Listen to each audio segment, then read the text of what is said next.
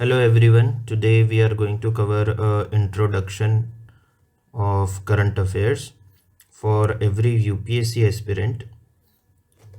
Covering current affairs is a big hurdle, and we have to cover it to clear the exam. There are multiple strategies how to cover the current affairs, but generally students prefer to go by a single newspaper or two newspaper along with few magazines.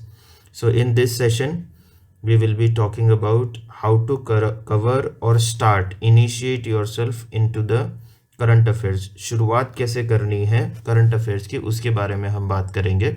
तो जो ये पहला slide हमें दिख रहा है current affairs module UPSC aspirant के लिए, ये अभी जितने भी बच्चे 11th क्लास में हैं, कॉलेज में हैं, उन सब के लिए डिज़ाइन किया गया है कि कैसे धीरे धीरे अभी से प्रैक्टिस हमको करंट अफेयर्स की डालनी है लाइफ के अंदर. थोड़ा थोड़ा एडवांस होना है यूपीएससी की प्रिपरेशन में along with your other studies. जब फुल फ्लेजेड स्टडीज़ करोगे तब आपको ऐसा नहीं लगना चाहिए कि अब मैं शुरुआत कर रहा हूँ करंट अफेयर्स की, जिसकी वजह से मुझे जीएस यानी कि जनरल स्टडीज़ में या फिर मेरे ऑप्शनल सब्जेक्ट के अंदर प्रॉब्लम आ रही है. तो उसी को टारगेट करते हुए ये कोर्स बनाया गया है कि अभी से कैसे थोड़ा थोड़ा प्रिपेयर करने लग जाएं. चलिए, okay. So second slide is what is the basis, what is the rationale behind designing this course, और किस बेसिस पे ये कोर्स डिज़ाइन किया गया है.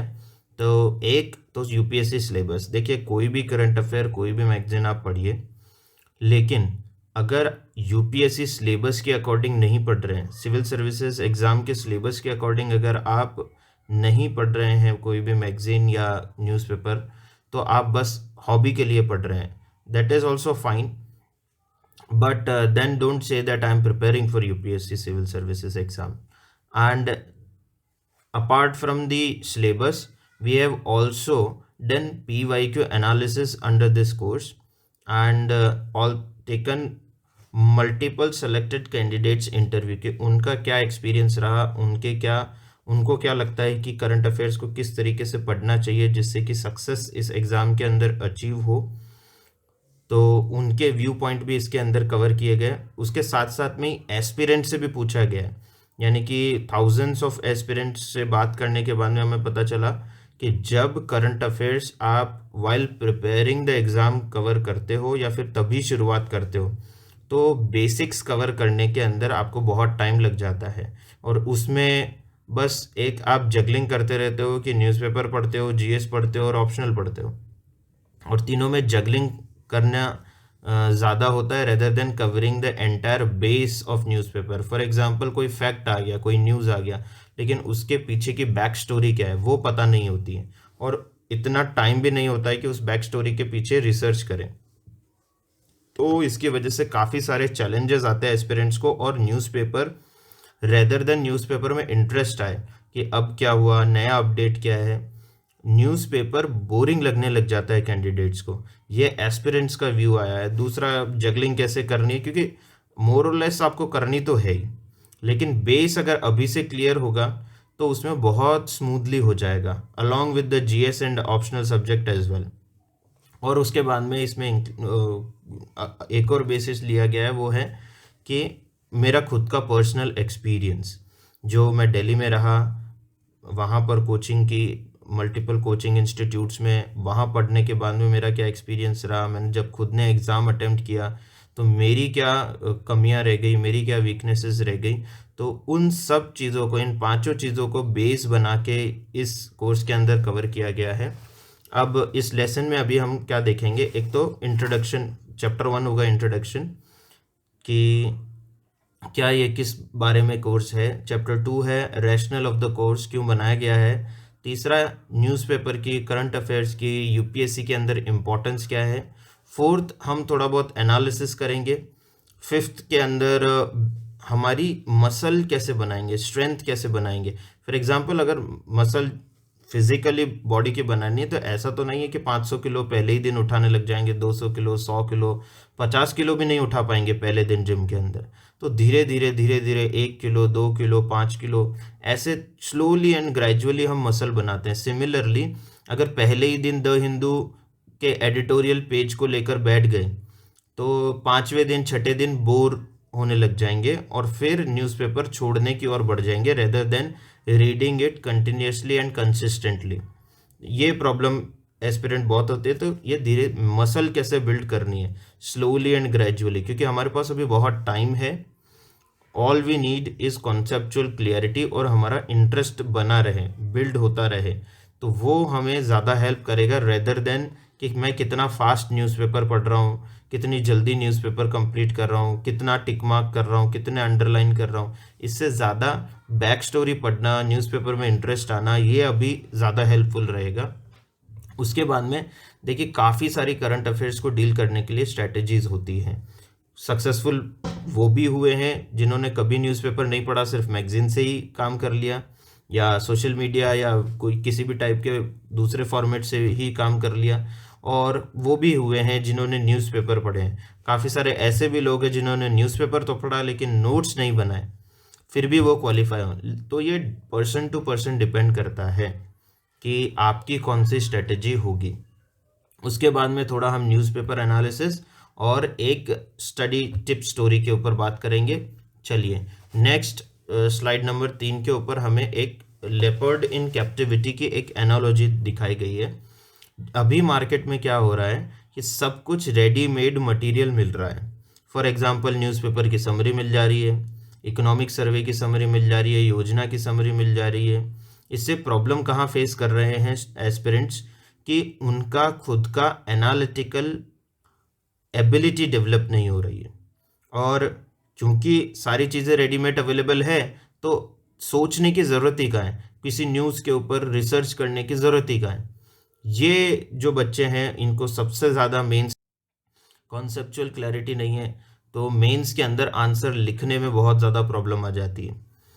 और लेपर्ड इन कैप्टिविटी यानी कि एक अगर कैप्टिविटी में लेपर्ड रखा गया है, कोई पिंजरे के अंदर बांध के रखा गया है लेपर्ड को, छोटा बच्चे से लेके बड़ा वो उसी में हुआ है। उसे जब भी खाने की ज़रूरत पड़ती थी उसको मीट 3 टाइम पे मिलता था, जो ग्रूमिंग होती थी उसकी प्रॉपरली हो रही है। अब वो फुल्ली डेवलप्ड एडल्ट लेपर्ड बन गया है। स्टिल अगर उसे हम डायरेक्टली जंगल में छोड़ देंगे, वाइल्ड में रख देंगे, तो वो सरवाइव नहीं कर पाएगा। क्यों? क्योंकि उसकी आदत हो गई है स्पून फीडिंग की, कोई ना कोई उसे मीट फीड कर रहा है, ना कि उसे हंट करना पड़ रहा है। तो वाइल्ड में तो हंट करना पड़ता है और उसे हंट करना आता नहीं है। हंट करना यूपीएससी एस्पिरेंट का मतलब है कि आप खुद क्या एनालाइज कर सकते हो, do you have that sense of thinking in that particular direction, क्या आपने अपनी थिंकिंग स्किल्स डेवलप की है, क्योंकि आपकी थिंकिंग स्किल जो डेवलप करी हुई है वो आपके एग्जाम में काम लगेगी, ना कि कोई इंस्टीट्यूट आपको उसकी थिंकिंग स्किल डेवलप कर रहा है जो न्यूज़पेपर मैगजीन्स बना रहा है। Got it?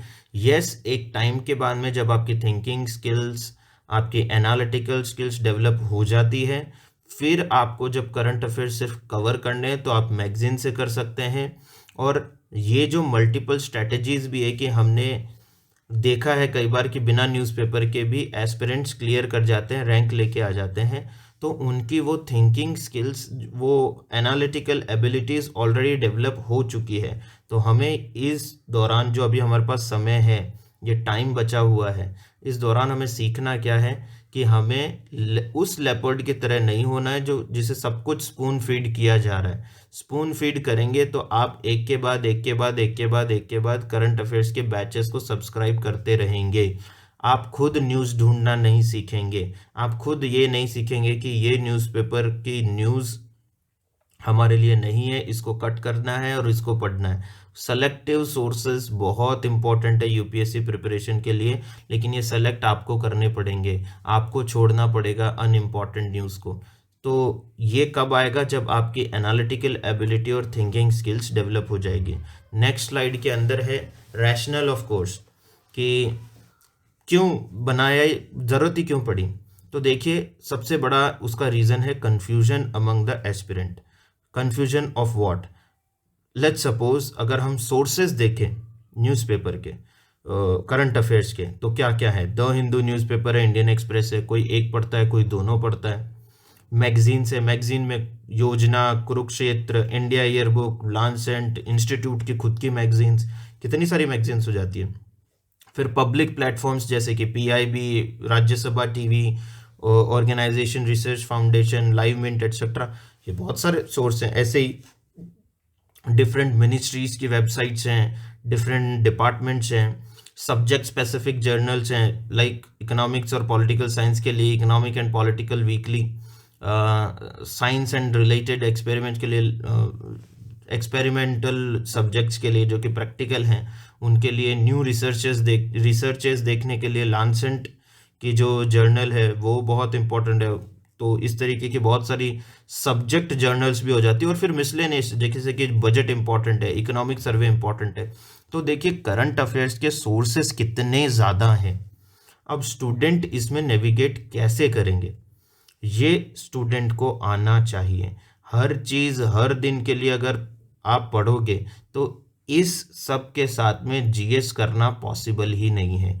ये खुद आप एक नया ही जीएस लेके बैठे हो करंट अफेयर में, जबकि करंट अफेयर्स ऑक्सिलरी होने चाहिए, आपकी प्रिपरेशन को असिस्ट करने वाले होने चाहिए, रेदर देन कि वो अकेले ही अपने आप के अंदर एक पूरा का पूरा सब्जेक्ट बन के चले।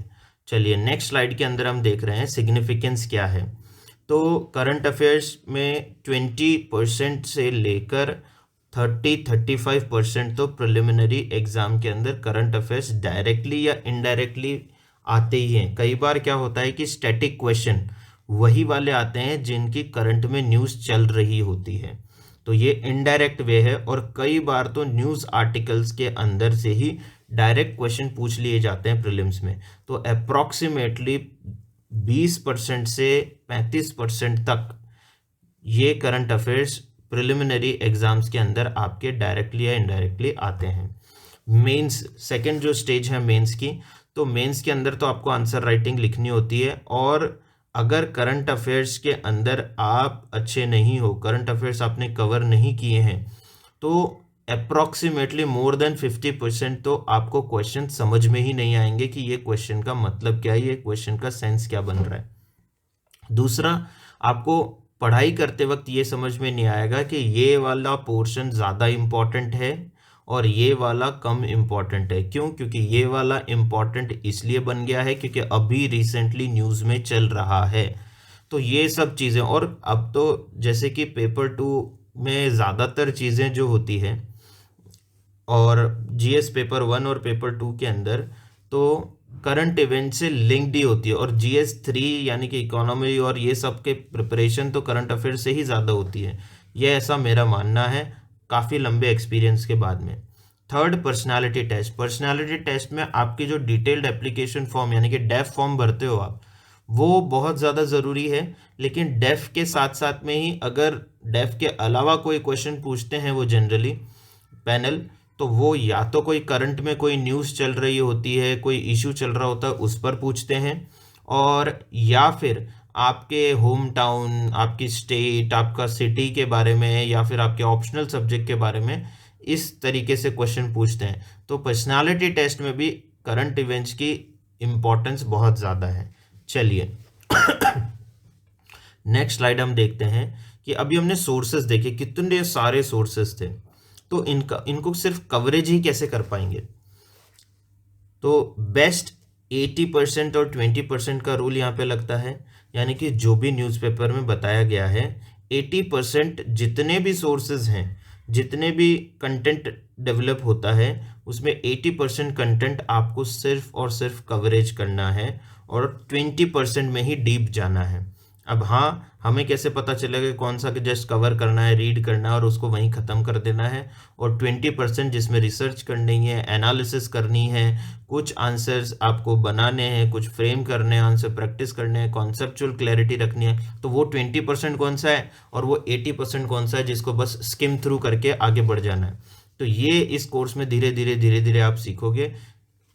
Next is building strength. अभी देखिए, छोटा कोई बेबी हो, उसको 3 महीने का हो, 4 महीने का हो, और उसी वक्त अगर उसे दूध के बजाय खाना खिलाने लग जाओ, कुछ सॉलिड फूड देने लग जाओ, तो ऑब्वियसली बात है ये उसके लिए बहुत ज़्यादा हार्मफुल होगा और might be he won't be able to survive.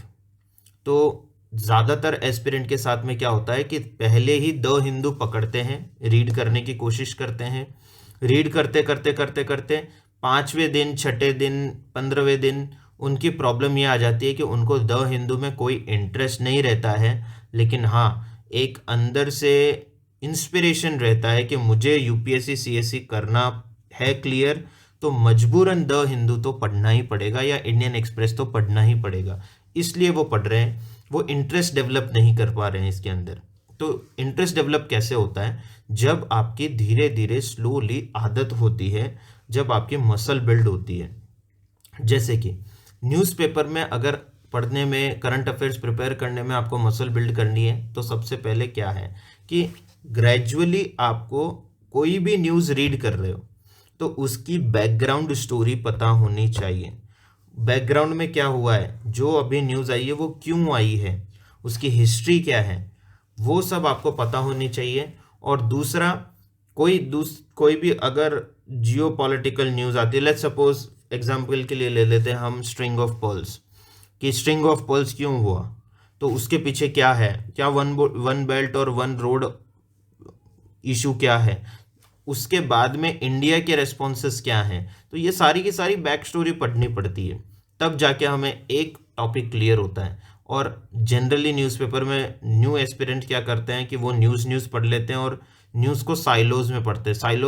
Silos में यानी कि अलग अलग न्यूज़ को पढ़ते हैं, एक दूसरे के साथ को रिलेशन डेवलप नहीं कर पाते, लिंकेजेस डेवलप नहीं कर पाते हैं।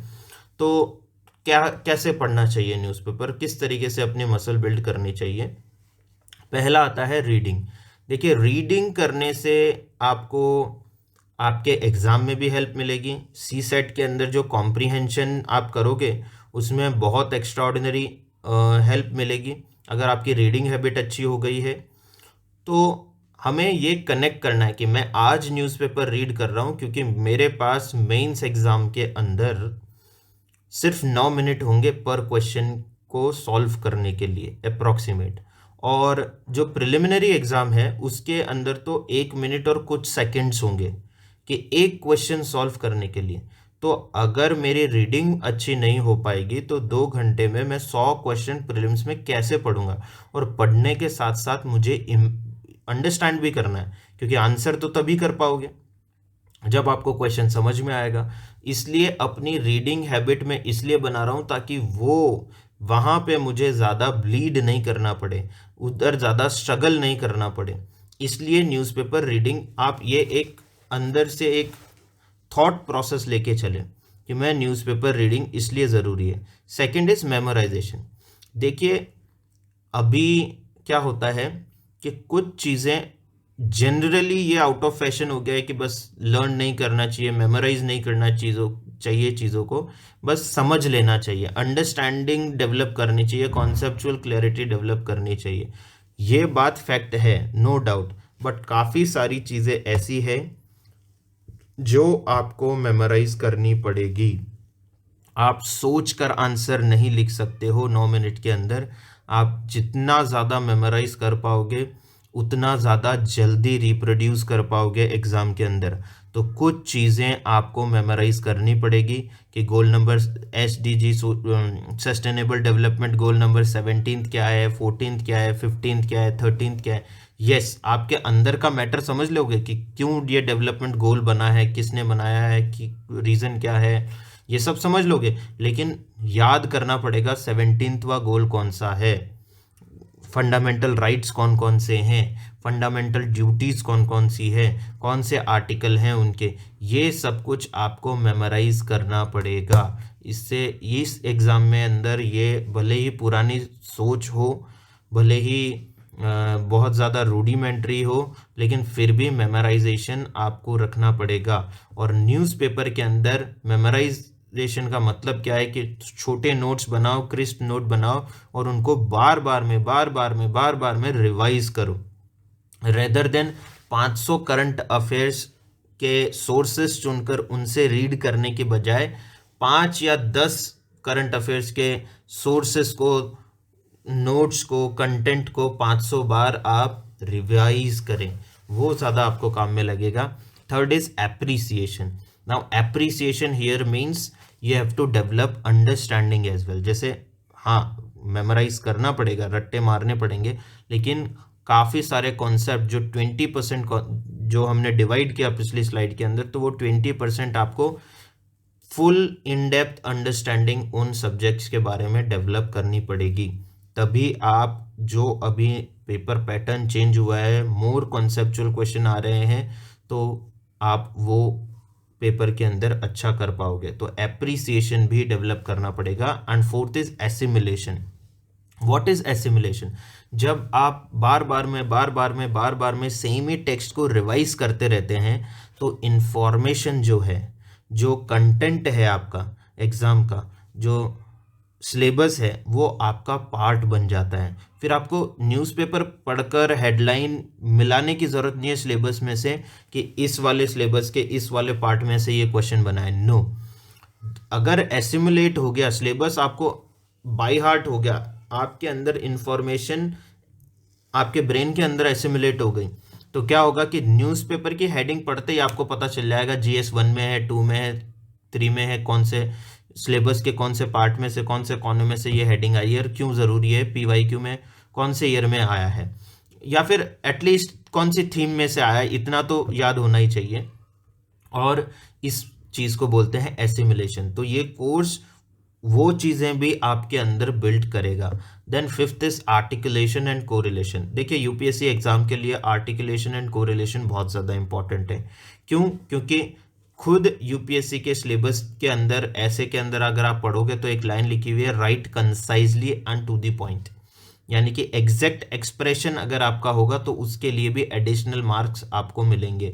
तो मेंस आंसर राइटिंग के अंदर ऐसा नहीं है यूनिवर्सिटी एग्जाम की तरह या फिर कोई बोर्ड एग्जाम की तरह कि कुछ भी लिख के आ रहे हो।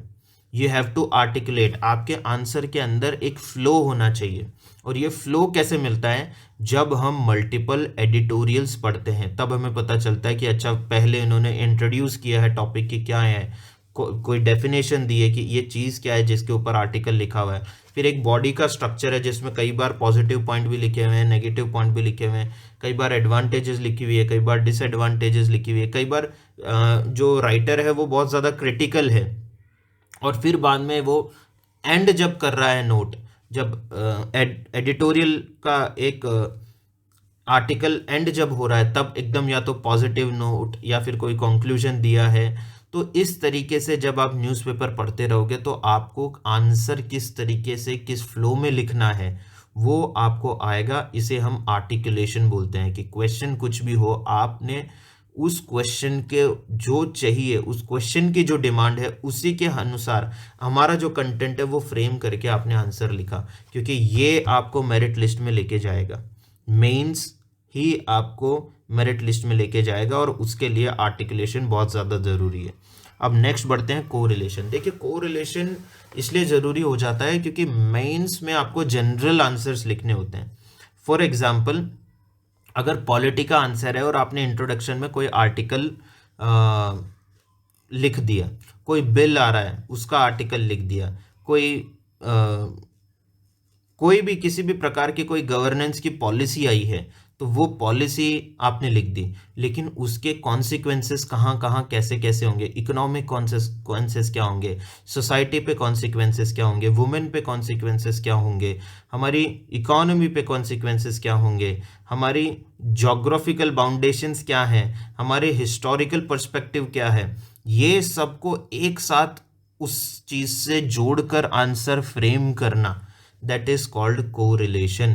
कि एक सिंपल न्यूज़ आ जाए, उसको 3-4 जगह से कैसे रिलेट किया जाए, और रिलेट करने के साथ साथ में ये एग्जाम में किस तरीके से पूछी जा सकती है, ये डिड्यूस करना और इस तरीके से कंटेंट को फ्रेम करके लिखना इज कॉल्ड कोरिलेशन। तो इसकी भी अगेन मेंस एग्जाम के अंदर बहुत ज़्यादा इम्पोर्टेंस है। और अगेन मैं बार बार बोलूँगा कि मेंस एग्ज़ाम ही आपको कट ऑफ पार करवाएंगे, मेंस एग्ज़ाम ही आपको मेरिट लिस्ट में लेकर आएंगे। जब मेंस एग्ज़ाम की कट ऑफ क्रॉस करोगे तभी आप इंटरव्यू यानी कि नेक्स्ट स्टेज में जा पाओगे, अदरवाइज नहीं जा पाओगे। Prelims is again and again qualifying, you have to qualify and then forget about how कि आप 10 मार्क्स से ज़्यादा क्वालिफाई करें या 5 मार्क्स से ज़्यादा क्वालिफाई किए या फिर जस्ट 0.5 मार्क्स से क्वालिफाई किए, ये मैटर नहीं करता है। लेकिन एक एक मार्क्स मैटर कहाँ करता है, वो करता है मेंस में। कई बार 2-2 मार्क्स के अंदर, 3-3 मार्क्स के अंदर टोटल 50 रैंक हो जाती है।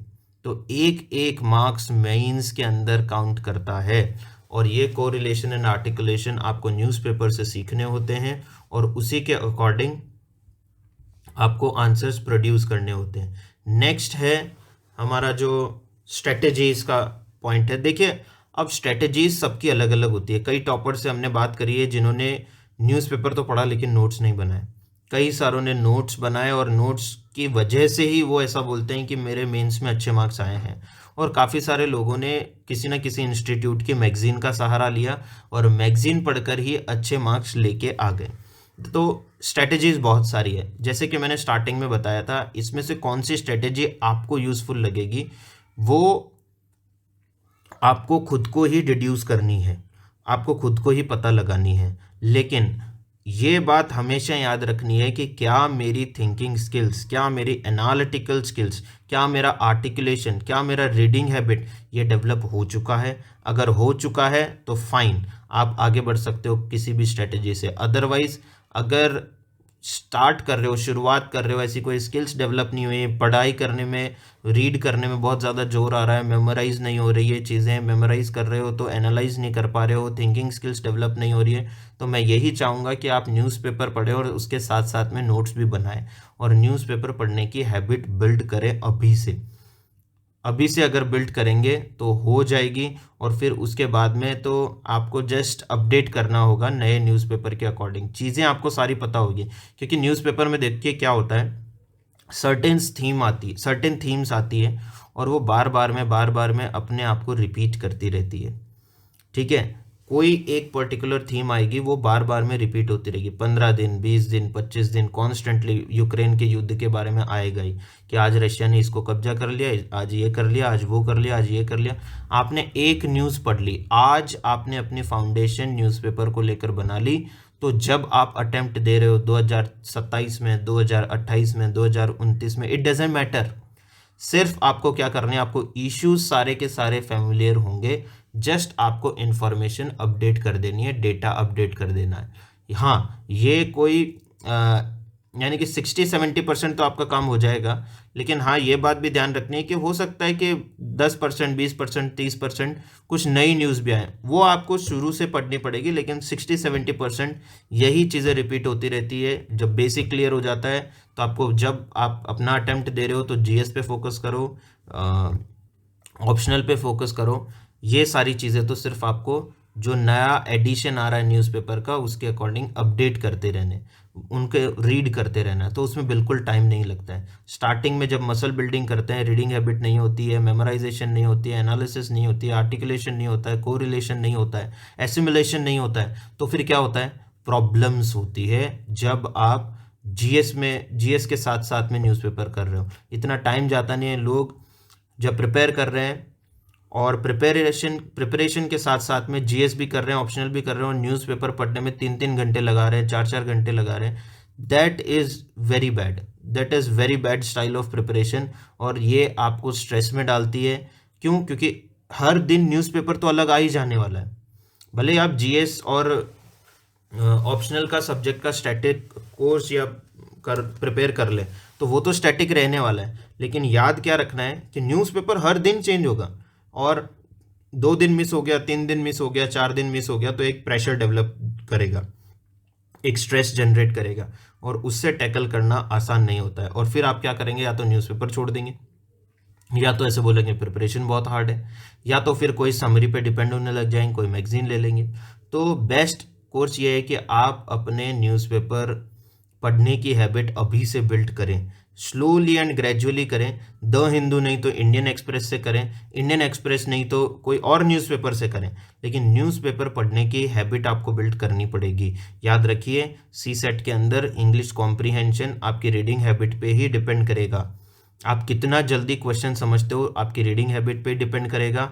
आप मेंस के अंदर क्वेश्चन क्या कहना चाहता है ये पता करने वाले हो, depending on your reading skills. Reading habit कैसी है, रीडिंग स्किल्स कैसी है, तो ये बहुत ज़्यादा मैटर करता है। नेक्स्ट स्लाइड, अब हम नेक्स्ट क्लास के अंदर एक न्यूज़ हमारी सेकेंड लास्ट स्लाइड है द हिंदू न्यूज़पेपर एनालिसिस। इसमें हम क्या करेंगे कि जो हमारा न्यूज़पेपर है उसके आर्टिकल्स तो पढ़ेंगे ही, लेकिन उसके साथ साथ में आपको कौन से आर्टिकल पढ़ने हैं, कौन से आर्टिकल छोड़ने हैं, क्यों यही वाले आर्टिकल पढ़ने हैं, और किस बेसिस पे जो बाकी आर्टिकल छोड़ रहे हैं वो किस बेसिस पे छोड़ रहे हैं, ये बताया जाएगा। इसके साथ साथ में ही आपको उन आर्टिकल्स के बेसिस पे कौन कौन से क्वेश्चन फ्रेम हो सकते हैं, फ्यूचर के अंदर यूपीएससी कौन कौन से क्वेश्चन पूछ सकती है वो भी बताया जाएगा। एंड जो भी आर्टिकल आया है, जो भी कोई रिसेंट न्यूज़ आई है, उसके पीछे बैकग्राउंड क्या है, बैक स्टोरी क्या है, हिस्टोरिकल अंडरपिनिंग्स क्या हैं, वो बताया जाएगा। और इसके साथ साथ में ही जो भी न्यूज़ आई है तो उसके पीछे लॉजिक क्या है, रीज़न क्या है, क्या कोई स्टोरी है, क्या कोई चेन बन रही है, वो भी बताया जाएगा। क्योंकि काफ़ी सारे आर्टिकल्स जो 20% का पार्ट होंगे तो उनकी हमें बैकग्राउंड स्टोरी जाननी ही पड़ेगी।